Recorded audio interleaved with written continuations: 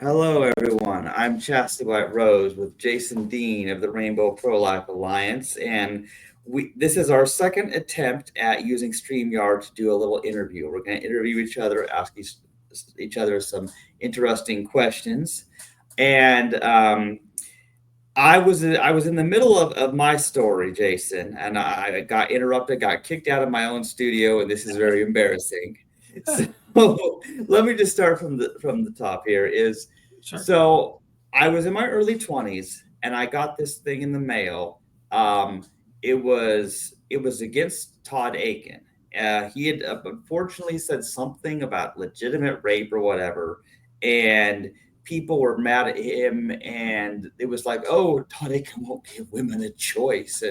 And so I started getting on the Google. I started like, oh, well, what is this choice? Like, oh, abortion.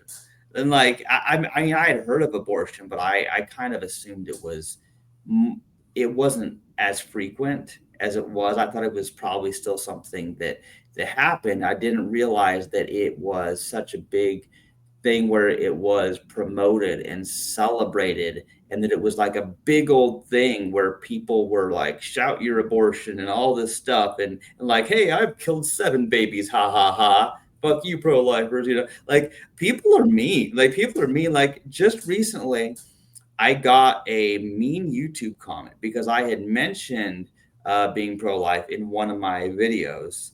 And someone said, F you, pro life asshole, you're not welcome in my community.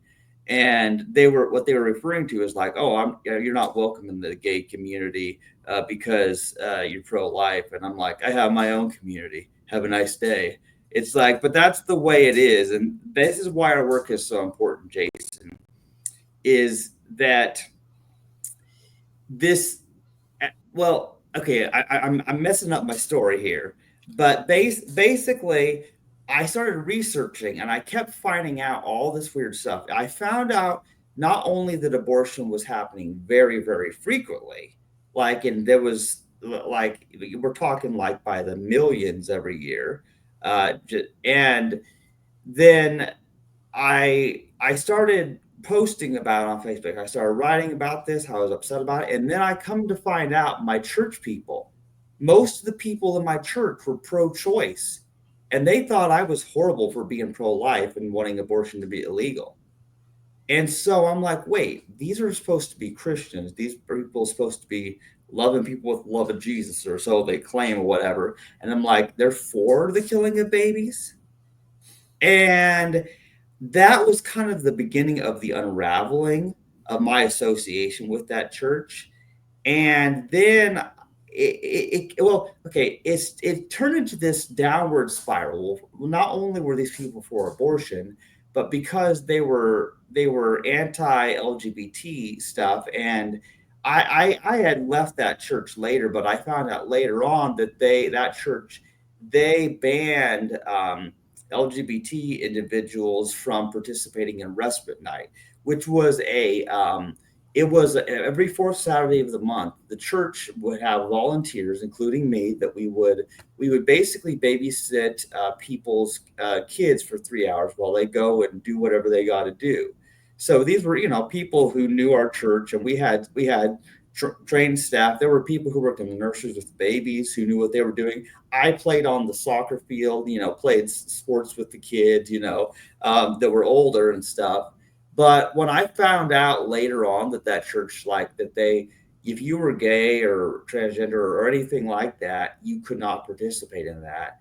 And even though I was no longer involved in that church at that time, because I had serious theological and personal disagreements with people, as you can imagine, I'm like, wait. So, and I was deeply sad because, there's this stereotype that LGBT people are, oh, they're a danger to your children, protect the children, all this weird stuff. And so my exit from that church and many churches started as a disagreement with church members over abortion. And as I came to understand more about myself, I became vegan for the animals. I didn't want to hurt the animals. And then people were like, oh, well, God put animals on earth for us to eat. It's a right to eat meat. And I'm like, but yeah, that's killing. So, like it was a whole thing. So I became more and more isolated, and I was really questioning my faith and all this stuff. And I knew that there was something about me that was rainbow. I knew there was something rainbow about me in my mid 20s, but I couldn't really put my finger on it exactly, or what I was. Um, but I came out as transgender when I was 31, and I was just kind of doing my own thing. I didn't attend church, and for a while I didn't even believe in God anymore. I just had lost so much faith in humans, and like they're all hypocrites and all this stuff. And what interestingly brought me to the Rainbow Pro Life Alliance was when I heard that Roe versus Wade was overturned. I think it was 2022 or something like that. Yeah, it was June 24, 2022, if I remember correctly. I was living in Independence at the time, and it brought this topic back to my mind because what happened is I had actively avoided talking about abortion at all, just because it had brought so much trauma to me, that first of all it was happening, second of all that all the church people and the so-called Christians I knew, that they were heartless, and they had no empathy. They didn't care that people were being killed before they were even born. And it was a very strange thing, and I've come to understand a lot of different perspectives. But I was always pro-life. I was never one of those people who it was ever okay with abortion happening. But what was interesting is that over the years, my pro-lifism morphed into being about a lot more than just abortion. And going vegan was a huge step for me too, because I'm like, well, here I am, saying that this person who is, that their body is very tiny, and yes, they're still dependent on their mother, but that they have their whole life ahead of them if we don't kill them. And then I got to thinking about, well, what about the other animals? And I started reading about veganism, and I'm like, well, this is consistent, because if I were to continue eating meat and dairy, knowing what animals have to die in order for that to occur, because I learned how the industry works, then I would be a hypocrite. Because how can I argue? Because then I would have to argue that, oh well, it's wrong to kill humans, but it's not but wrong to kill a dog or a cow or a pig or whatever. And I realized I could not make that leap. Like, wait, what's different about being a human than another animal? And people are like, well, humans are made in the image of God, but whose image are the other animals made in? And that's what it came to for me, is that the other animals are also made in the image of God. And God has many forms. So that's kind of my religion now. And so it started this whole trend with me, that being pro-life meant more than just being against, the legal killing of these children in the womb, but about all human rights issues, all animal rights issues, that we need to have respect for life, and we should not be killing, except in the case of self-defense or some kind of a situation where you got no choice. That's what it turned into for me. So for me, it's a big picture, and a lot of people, they don't know that. They find out I'm pro-life, and they're just like, "Oh, you want to control women's bodies?" And of course, people already treat me like a monster because I'm transgender. And and unfortunately, I'll just admit something to you right now, Jason. People, I suffer at the hands of what certain transgender activists do. They've given transgender people a bad reputation. I'm not going in women's restrooms, or locker rooms, or competing in their sports, or doing any of these things that some people take issue with.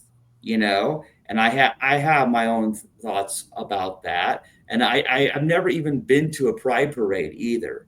I mean, I thought about attending one once just to see, but it's like I I just it's frustrating because there's all this hatred directed towards me for being pro-life because people they don't like people who call into question the killing of children. And then there's all this hatred directed at me because I'm LGBT. I'm not exactly the cis straight person the world wants me to be. So that's why once the issue came to my attention, because of the reversal of Roe versus Wade, June 24, 2022, I started just searching, gay pro life is what I started doing, you know, and I came across, Plagal, which I think I had heard of before, but if this was, you remember, it was just before Plagal changed its name to the Rainbow Pro Life Alliance. And I remember I was there when we discussed it too, um, about how, because originally Plagal was the Pro Life Alliance of Gays and Lesbians, which I thought was cool, but I also thought the name made it just sound like the plague, Plagal. Oh, Um, but anyway, I mean, I don't want to take all the time. I want to give you a chance to repeat your story, how you got involved in pro life and what it means to you, since our recording or streaming is actually working this time. it I sounds had good. Yeah, we made it several minutes now, and it's just going. Yeah, we've been going for 11 minutes. It's going strong, so I'm very happy about that. So how about we'll just have you give a chance to go back and talk about your story briefly. Okay, yeah. So I got started in the pro-life movement in late 1980s, and I actually, um, seventh grade we debated the death penalty, and as a that was like a class thing we were doing, and that's how I kind of got involved. I mean, the first time in what I would consider pro-life, that I decided that I was against the death penalty, and of course, perfect clarity. Our organization, Rainbow Pro Life, we focus primarily on abortion and the effects, and we concentrate mostly just on that. We don't even venture much even into euthanasia or these other issues. But as you know, and as you just shared, we all have additional, if you will, elements like your veganism. And, I just shared, like, I'm against the death penalty. That's kind of what started the wheels turning, if you will, in terms of human rights and pro-life issues. So then the next year I went into high school, and that's when I got invited to my first abortion protest. And as ironic as it sounds, it was a Catholic high school, and yet at that time my parents were concerned. I was worried. It was like, what is this about? What are you going to do? There was not, I wouldn't say support. It wasn't support at all. It wasn't like you can't go, but it was very hesitant on everyone's part, except my friends that were like, yeah, and so that's the way it was back then. I mean, it was I say a new thing, but uncharted territory. And so my first couple of protests, I learned a lot just from other protesters and some of the leaders, and just understanding what abortion was and what was happening in my own community. And there was, as we see with Rainbow Pro Life, there was some diversity. Certainly there were, the majority of them were, I would say, conservative Christians. But there was a lady that was animal rights activist, and I was like, didn't I just see you at the fur protest a couple weeks ago? So we had that diversity in several different aspects, and that's kind of where I started with pro-life, and then specifically with abortion. And then through that process, also in high school, I realized I was gay, and that made me happy. That's why we're called gay, Jason. Right, it was happy. I remember walking down the high school hall and just it finally clicked, and I remember smiling, and it was a good thing, even though I was in a Catholic high school and raised by conservative people, and a lot of work down the road, and tough conversations, and yet I was happy at that moment just to, I could say, have attractions and kind of know what what they were, what that was about. So then you had to marry those two things together, because obviously, as I just mentioned, a lot of pro-lifers, most, were not okay, not copacetic with the gay stuff, and vice versa. As I did go to some pride events and did get involved with some LGBT.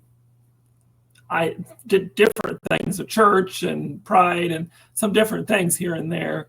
And that's how I learned, yeah, what in the hell is Planned Parenthood doing here at our pride protest? I thought, I don't know what they, and by all fairness,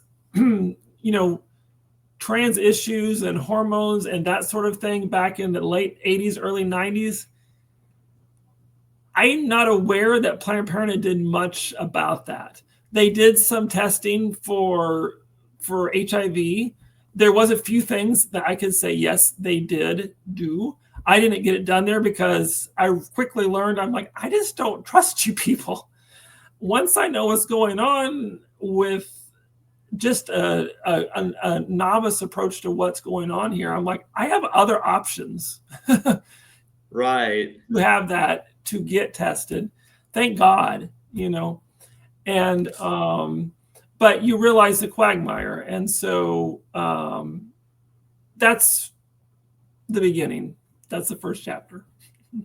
Yeah. Well, thanks for sharing that, Jason. And see, that's the thing that's interesting is see, from my understanding, Planned Parenthood has positioned themselves as if they're an ally to the LGBT people, but that's never really made much sense except for the fact that because so many of the women seeking abortions and so many of the LGBT people have been rejected by the so-called Christians and these churches and stuff.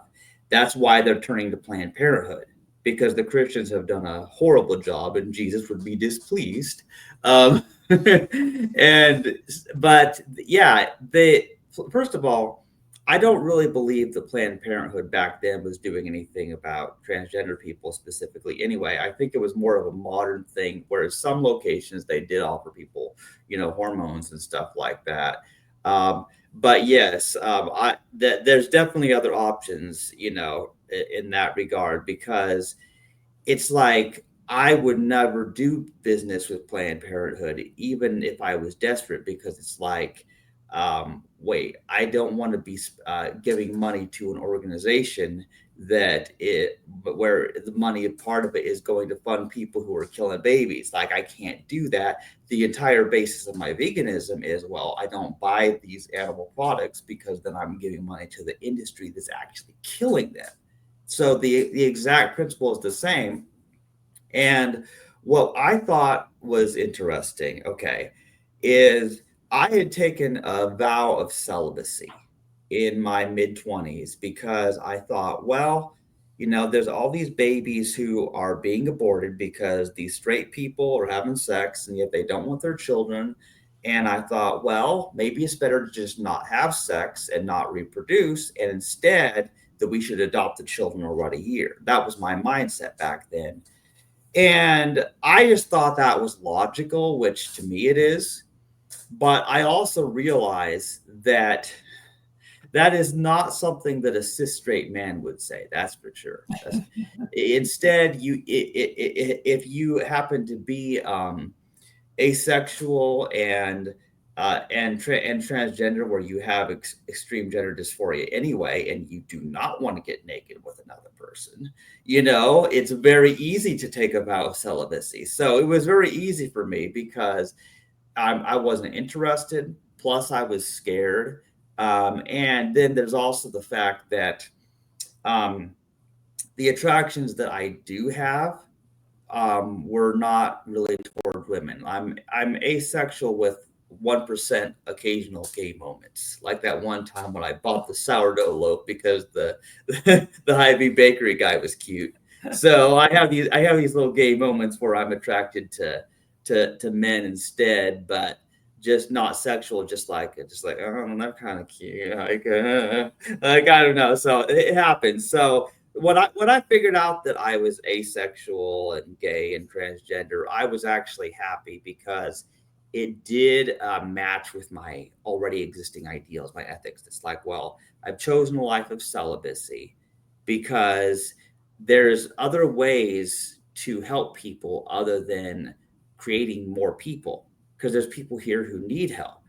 And when somebody does have a kid, obviously it costs a lot of money to raise a child, and we know that's probably the number one reason cited for why people want to have their abortions. Oh, I can't afford to have a child, and that leads to a whole thing, and that's a genuine problem. But that's because of bad politics, bad economy, stupid decisions. Like, can we talk about the hundreds of dollars that many Americans waste on fireworks every Fourth of July that could be used to help people?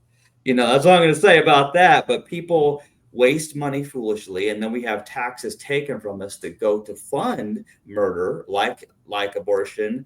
And I know that for right now, Planned Parenthood is being defunded for 1 year. I saw something in the news. Plus, Anastasia. I watch look at all her Facebook posts, so I find out things happening.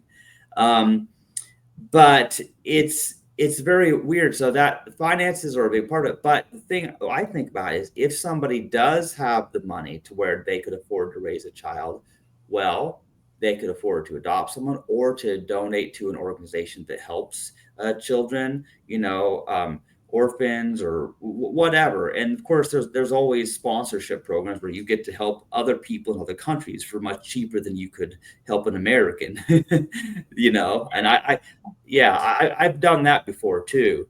Um, but yeah, basically, I think that being pro life actually goes well with an LGBTQIA identity. It goes well with it because people like us are less likely to reproduce anyway.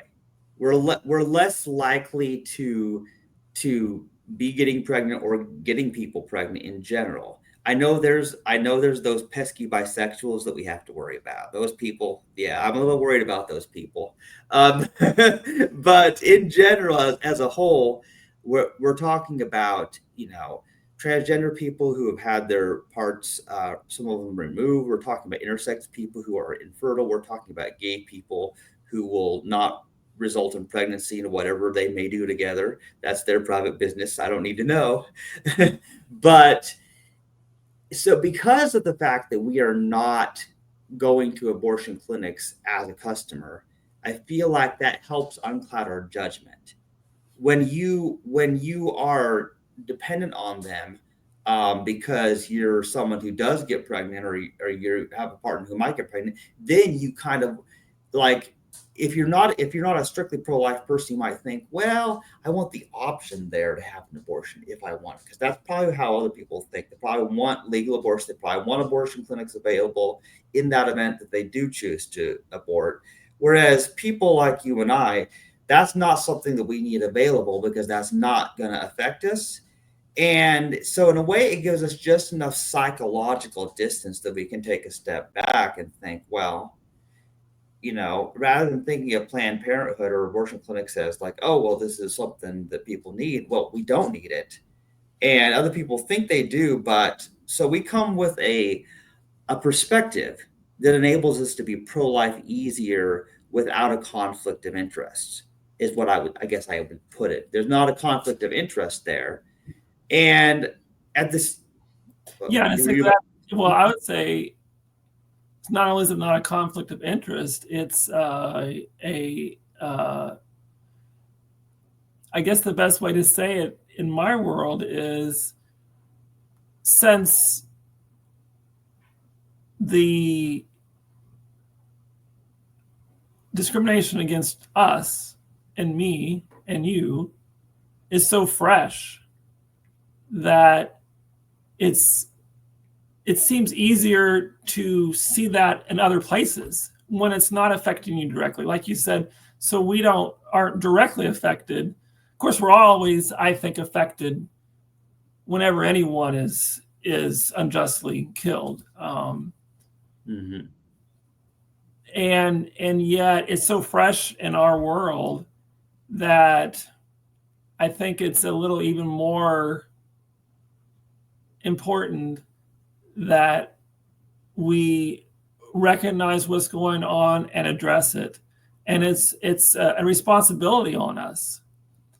And Yeah. any group that's seen that discrimination fresh, there's lots of groups that have, of course. And that's why it's an extra insult when I see, like you said, people of my community, our community, that have the opposite opinion, and I don't see how they get there other than a selfish hatred because they see pro-lifers being a stereotypical class that hates them. And I was like, that's not a Mm-hmm. reason to support abortion. That's not a reason to support murder. That's not a reason. Just because you hate someone else and you perceive that therefore they represent all these things. And so whatever they represent or whatever they stand for, you oppose. That's not logical. That doesn't make sense. You go through each item and say, you're wrong here, you're right here. You might be wrong 90% of the time, but you're right on this issue. Yeah. Another way of saying it is, how people try to say that things are not black and white, they're shades of gray. And I'm like, no, it ain't. Nope. It's black and white, but there are many squares on the checkerboard. Oh, See yeah. the checkerboard here, see? And some of them are black and some of them are white. And so you can have one square like, well, this is wrong, but another square, this is right. And so rather than shades of gray where it's all blurry, you're not really seeing anything, you do have to take those items one at a time, and you have to evaluate. For example, you can evaluate gay marriage separately from abortion. Just because most people who call themselves pro-life are also against gay marriage, for example, as a group, the mainstream, that does not mean that those two issues have anything to do with each other, except to say that allowing legal gay marriage reduces abortions. And I know that sounds like a leap, but hear me out, Jason. I'll just explain this briefly. Because if you don't let the gays get married, if you don't let them be gay like they want to be, then they may mistakenly get straight married, and there might be resulting pregnancies that come from that. And then those marriages will probably have trouble, and it's you know what I'm saying, it's going to turn into a whole thing. Whereas if you let people live their gay lives as they see fit, you will avoid a lot of unhappy straight marriages where people are shoehorned into trying to live a straight lifestyle when it won't work for them. And so I feel like having the availability, just the public knowledge that, well, you can be with somebody of the same sex, or you can even be transgender. You can remake yourself as an adult what you wish to present as. Just having that available that helps people take a step back and think they don't have to follow the cookie cutter recipe like, oh, well, you go to school, you graduate high school, you go to college, you get married, you have sex, you have a dozen kids. And well, like there's this idea like everybody follows this recipe throughout their life. And some of us don't, and that's okay. Yeah. And I feel like, hey, the gays are already doing God's work. We're reducing abortions by not having sex with the opposite sex. So what more can what will you ask for? And I Well, do that's feel a response. what we more Yeah, ask for is that we fight not just for ourselves, but for other oppressed people. That's what we ask for. e- That's what I ask for. exactly.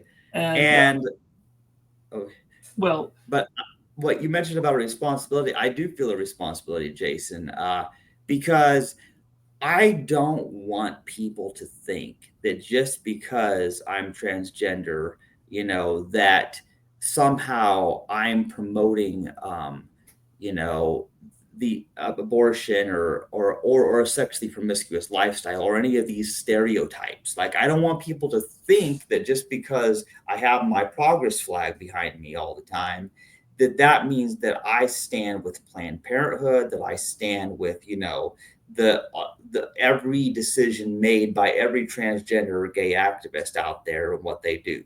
Like, I'm not Rose Montoya. I'm not flashing my boobs to children at the White House. I'm not doing that kind of thing.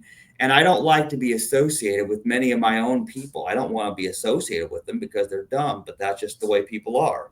We have men are dumb, women are dumb, straight people are dumb. Sometimes the gay people are dumb. There's just a lot of dumb people, and that you can't just assume.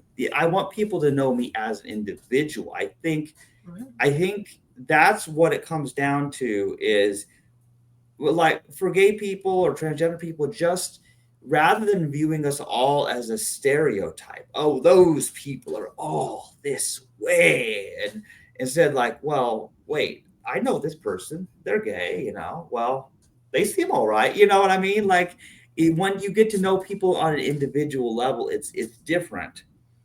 Just like I have historically been afraid of men, and there's good reason for that. When you're sexually abused as a child, by your older brother, then you can that can cause some trauma, and that can really affect your psychology long term. But I've since come to understand that not all men are bad, and I can fully understand where prejudice comes from. When you don't understand something, or you had bad experiences with a certain type of people, you can develop a prejudice. Like, I've had a prejudice against Christians just because there's so many Christians in my life that have hurt me, in various ways, like I've already mentioned. It's like, you can't just be assume someone's evil every time they identify as a Christian or every time they mention God. And that's what I mistakenly did. I was, in an effort to protect myself, I had a hatred for anything about any person that reminded me of anything in the past. So I became very isolated, in a lot of ways. And it's taken time to get back to being able to talk to people about these issues. But what I have gotten out of, since I joined the Rainbow Pro Life Alliance and attending the meetings, even though I feel like I don't really do much because, I've just been a busy college student most of the time you've known me. But I've always enjoyed the meetings because here I'm talking to these people, and these people are pretty chill. For the most part, you people are different, because some of you are more similar to me than mainstream people anyway. And we're able to, for the most part, have very civil discussions, even though we disagree on things. Whereas a lot of people just get hostile. So I don't really talk with people about, the abortion topic outside of the Zoom meetings, with you guys, because that's just a lot of effort and a lot of misunderstandings that I just don't have the energy to go through, you know. But I mention it in my writing occasionally. right, and as we go forward, that's kind of why we're doing these interviews. At least in my world, is that we are going to start reaching out and branching out, and it is very difficult because we fear the hatred, because we know the hatred. And yet, like I was mentioned, there's this overlap farce about choice between these two issues that I'm not sure everyone maybe has realized till now, right? The obvious farce that people choose their sexualities, their attractions. That's not you choose what you do with your body, right? And how you react to people, and if you're going to be hateful and discriminatory. Yeah, But how you feel, that's, as most LGBT plus people, they just know that's just the way it is. yeah, And I realized, of course, through the pro-life movement, the choice, the farce of choice, because the people for abortion acted like there was some choice to make. And I realized over time, the choice had already been made. They'd already decided they're not human, because if they are human, they have a huge problem. There's a 14th Amendment, there's equality, there's the case of having laws to protect women that want their children and someone else murders their child. And then they have to take that law away because we can't have that, because if that child is protected, then this child is protected. And if that child is protected, every day everybody's going to be protected. The sky will fall, just like LGBT folks. If we all get to choose to get married and to have families and to be who we are, what's going to happen? Like you said, we'll probably have a better society with fewer abortions. exactly, right?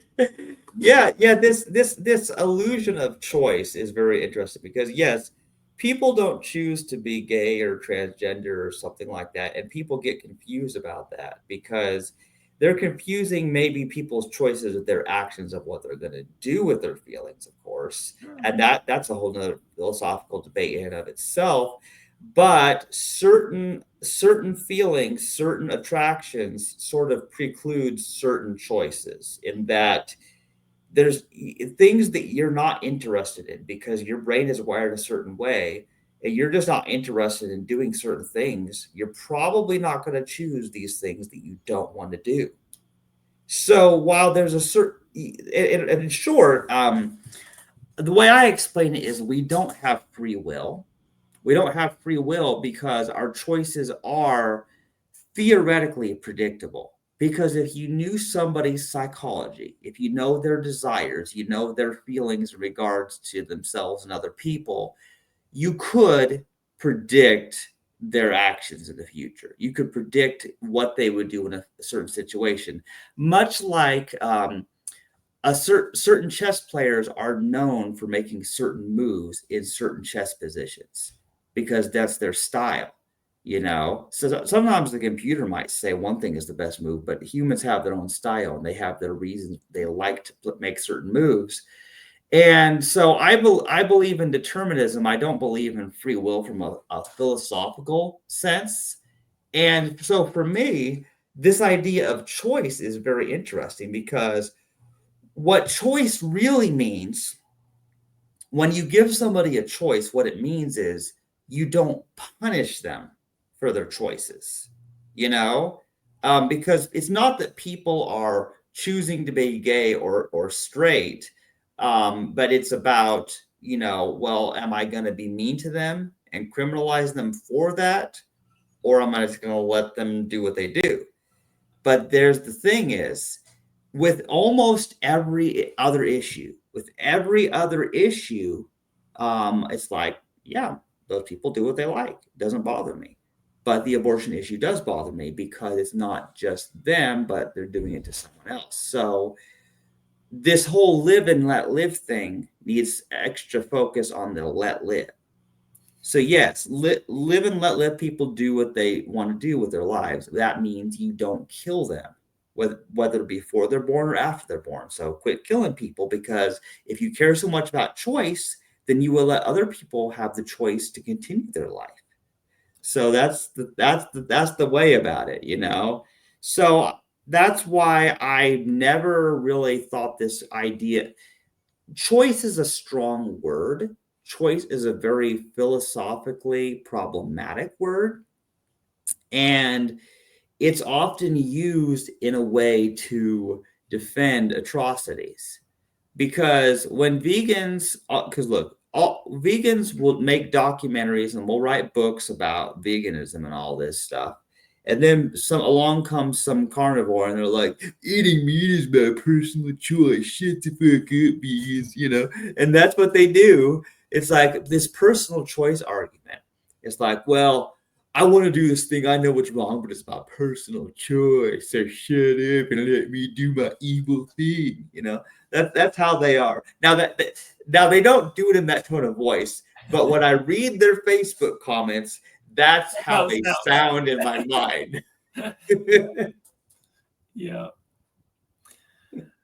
Which is not really a good reason to talk to people this way or in person, so you get to see their actual. Yeah, so you get to know, because people, when you just read somebody's words, sometimes you can take it in a whole different sense than what they meant.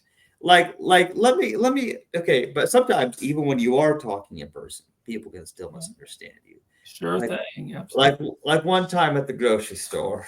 So I was a sacker for Hy-Vee. Oh man. And so this cashier says really loudly, I want to go home and eat my pork butt. And I said to this cashier, she had to be like 17 or whatever. I was in my mid 20s, whatever. And I said, why would you eat a pig's butt? That's weird. And I said, how would you like it if someone ate your butt?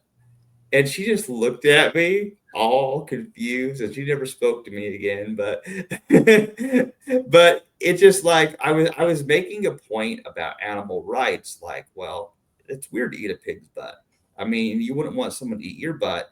But what I did not know at the time is that she probably in her mind took that a whole different direction than what I intended. Because I'm coming at it from my autistic brain with no theory of mind and perception of how other people are going to hear it. I'm thinking about the framework I have of, well, yeah, I treat humans and animals equally. So if I'm not going to go chomp on some human's butt and eat it like it's meat, then I'm not going to do it to a pig or a cow either.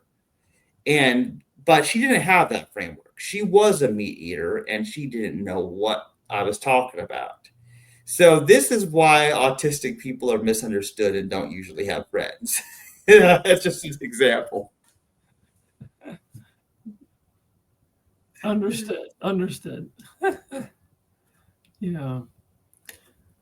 Yeah. Well, and so I got involved with Rainbow Pro Life specifically to provide that patch, if you will, for other folks like us that wanted an alternative, if you will, um, and from a perspective that had not been addressed hardly at all.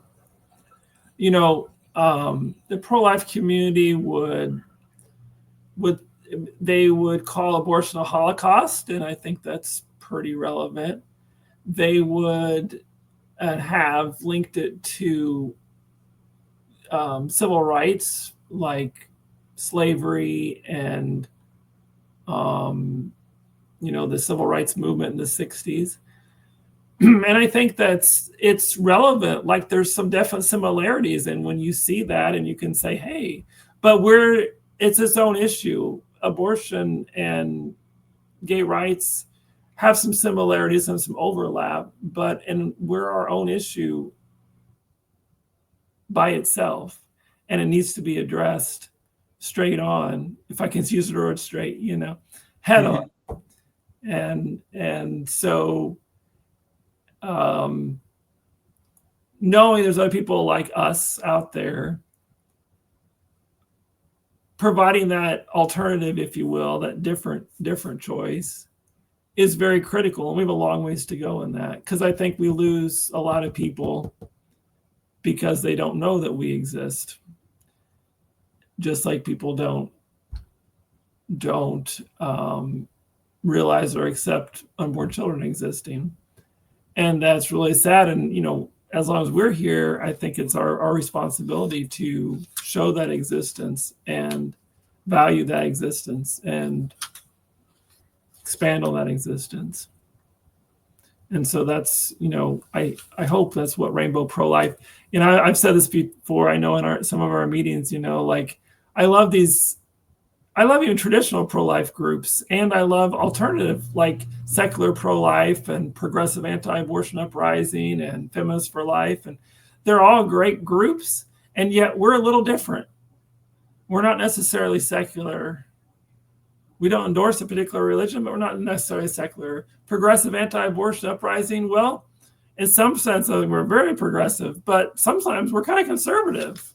I mean, Chastity is chaste. I mean, there's Yeah. that's a little unusual even in the trans community. I'm sorry, it's just true.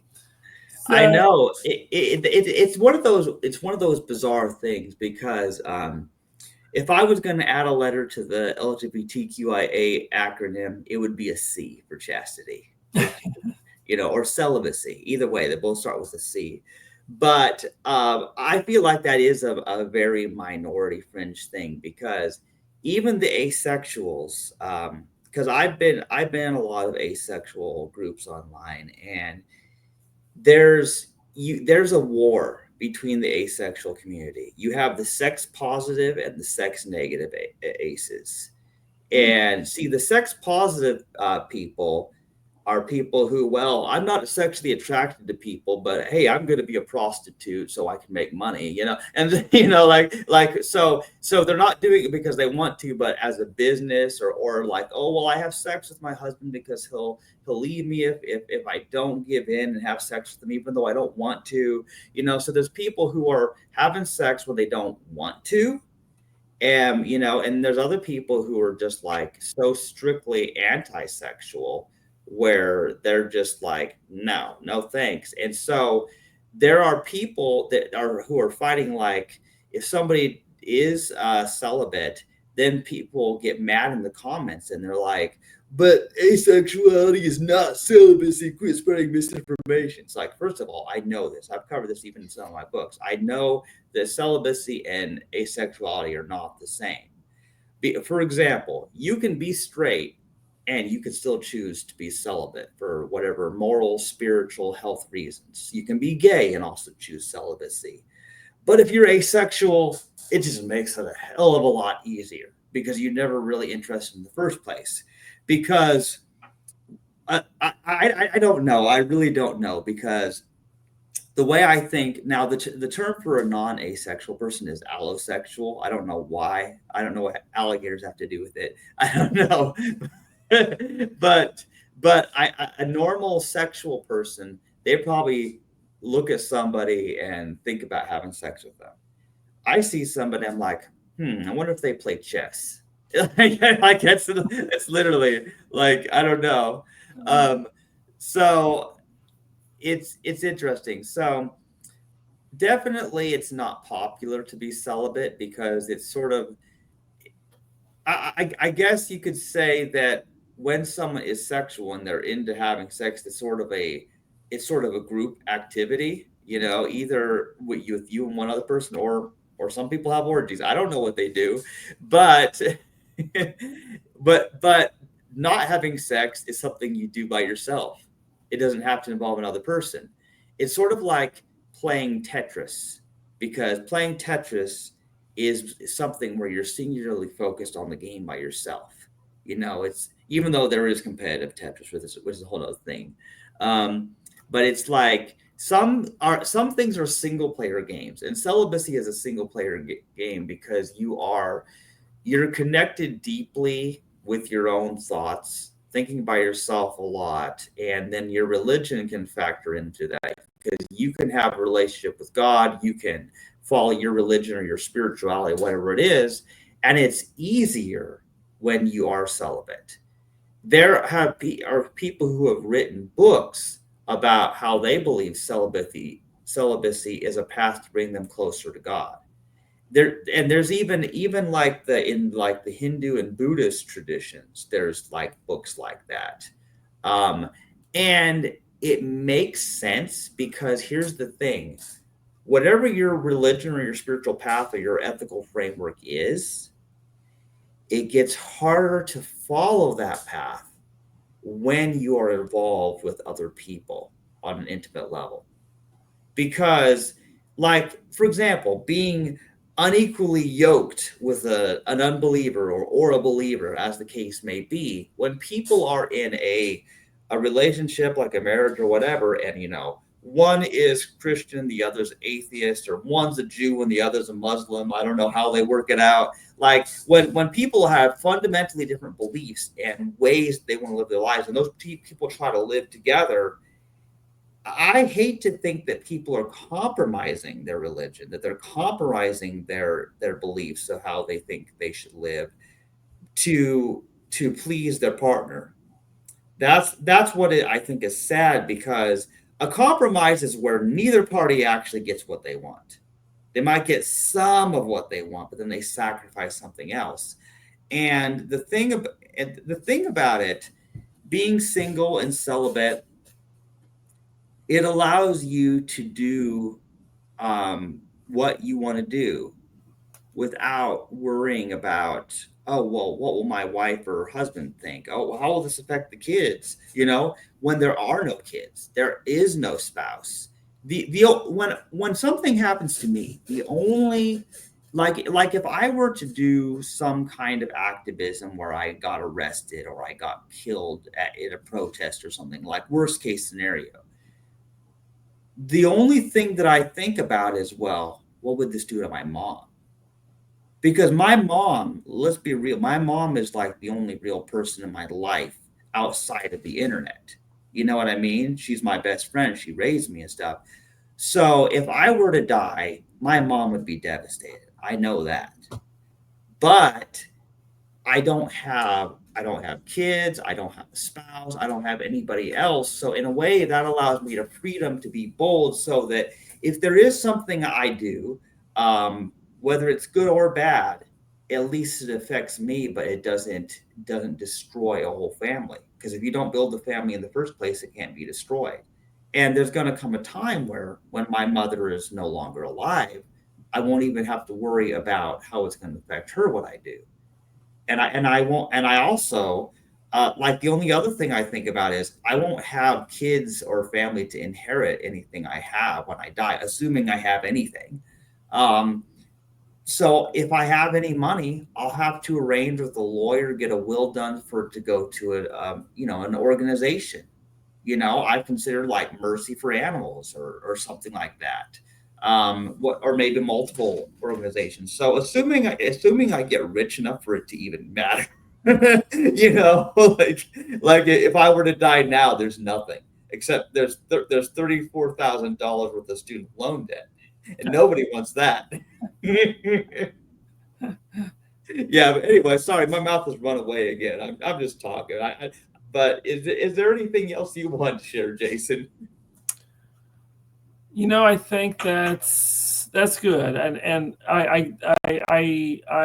my dream is that you have an interview with all the board members and maybe some other members as well. If you know, we have some that regularly join that would like to do this as well. And then, like I said,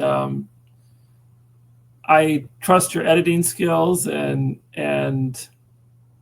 sometimes I watch movies, and I'll look for the special features, and they'll put out they'll explain what they cut out and why, and that's really super interesting. I was like, I hope Chastity does that.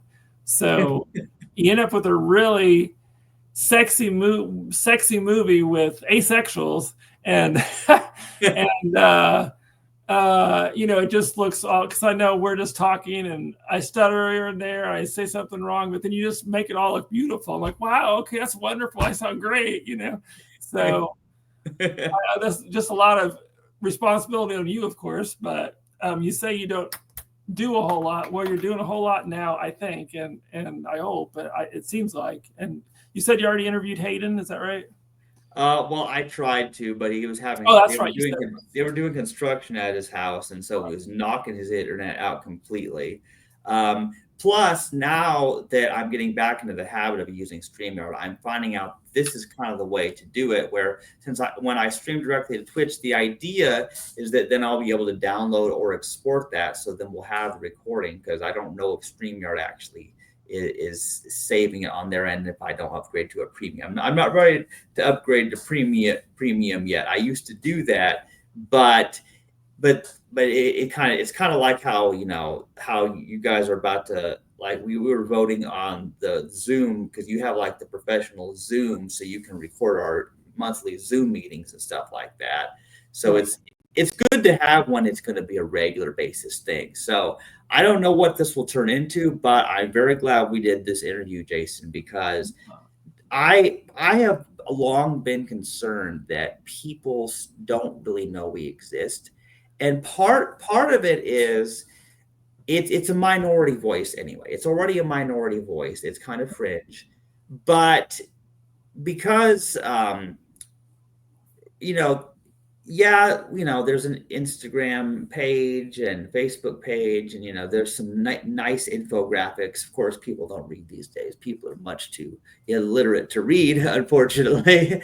So what I've noticed though is when you have an interview of you have people talking, or it's like my dancing videos. I don't know if you've seen any of my dancing videos recently, because yeah, because I've been on Instagram, like, and YouTube. I've been doing these dancing videos, and they're getting like hundreds of views. It's like all I did was dance and lip sync for like 20 seconds, and then all of a sudden I have all these views. I'm like, if only there was a way to get all of that attention on conversations that really matter. So I don't know what I have to do if I have to have a video feed, one part where I'm dancing while people listen to our interview. I don't know how this works, because people are visual. They see somebody dancing or doing something crazy like skateboard stunts or whatever, and that catches their attention because we have low attention span people. We have ADHD people with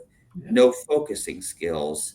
And that's something I have to keep in mind too, because I'm a person with steely focus. In case you haven't noticed, like we have technical difficulties, I just navigate, try another option, but I'm not flustered and I can continue right from where I was talking, even if I get interrupted. I'm able to get myself back on track. Yeah. And I realize not everybody can do that, but that's the kind of focus that I use when I play chess. Like I'm literally just staring at the board, analyzing everything, thinking deeply. Most people don't have that kind of focus. That's one of my superpowers.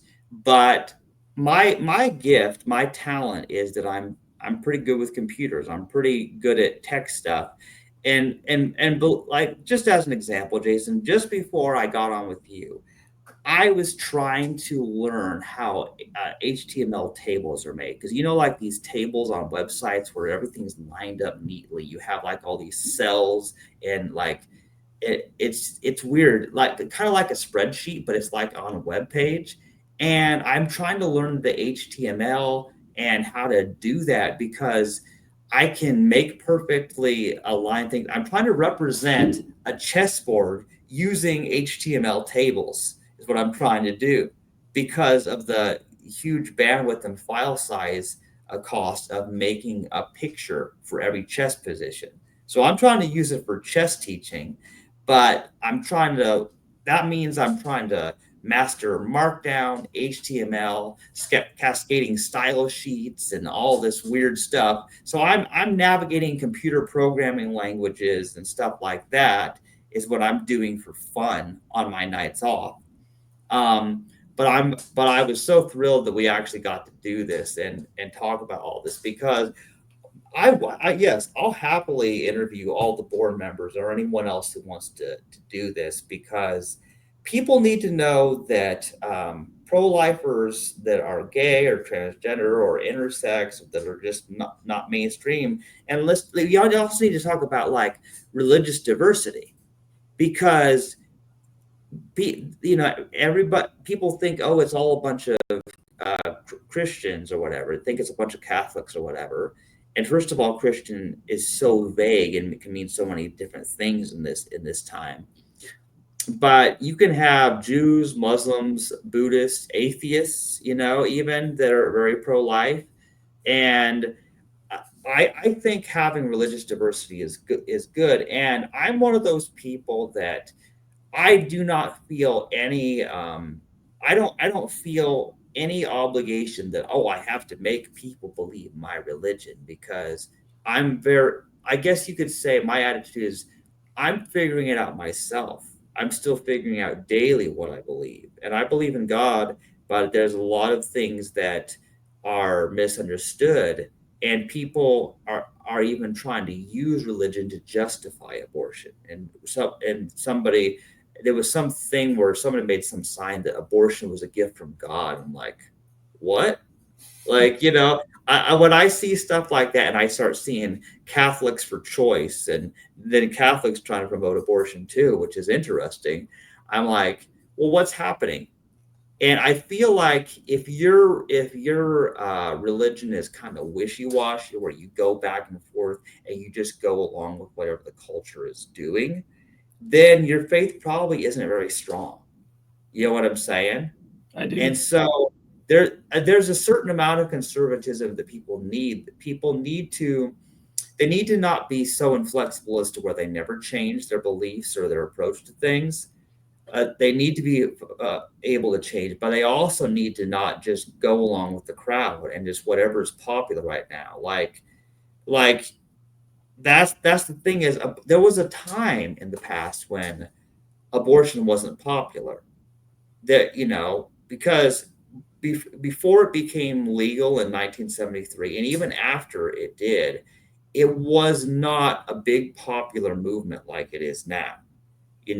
And to the fact that there's even close to half, or probably more than half at this point, of the population that is pro-choice and believes that child murder is okay, is sad. It just shows how something can start as something, but through propaganda and a lot of money being funneled into it, that it becomes a huge popular thing. And I don't I don't think murder should be popular. I don't think promoting murder should be popular. I'm Does that make me conservative? I don't know. What does that make me? It depends on what time you're talking in. So yeah, it really depends. So, and again, folks in our community that have been around for a little while realize that gay marriage is still relatively pretty popular right now, but Hmm. not very long ago, like early 2000s, it was the situation we're in with pro-life. It was like, no, maybe 60% of the population was not for gay marriage, and we saw that because there was initiatives and amendments to state constitutions saying, do you want gay marriage, and or do you not want gay marriage? And they were, the other side, if you will, was winning hand easily, very easily. In Oregon, Hmm. not just in Kansas, just, I mean, almost everywhere. If you look at the amendments on gay marriage across the states, almost all of them ended up being against it for a while, and then things switched back around pretty quickly. But so it could switch for us too, hopefully, if we do what we need to do here. So, but yeah, going with who's the most popular can lead you into some really bad segregated situations. Yeah. And you need to be a free thinker and consider options like you're saying, and not just go along with the crowd. You really need to be introspective and circumspective and decide what you believe on a daily basis. That's why I'm very glad for people to get to see us and know who we are, Yeah. because people like us, we're not your mainstream pro-lifers. We're very different, and you and I are not the same. I mean, obviously, I have my own philosophies of veganism that you don't particularly share, uh, but that the idea about living is that when you're alive, you can change. When you're alive, you're living, you learn new things, you change as new information becomes available. And when you're dead, then you stop learning. Right. But of course, that leads to the whole thing about is there an afterlife and which religion has the right afterlife theory and all that. But that's another podcast. That's another podcast right there. Well, we'll wrap it up for tonight because I'm getting tired. But Yeah, me too. I really And appreciate Chastity. And yes, reach out to the rest of the board and interview everybody, and we'll make something great happen. Okay, awesome. And I hope this recording turned out well, and I'll be sharing it with you as soon as I can. All right. Thank you, Chastity. Have a good night. Bye.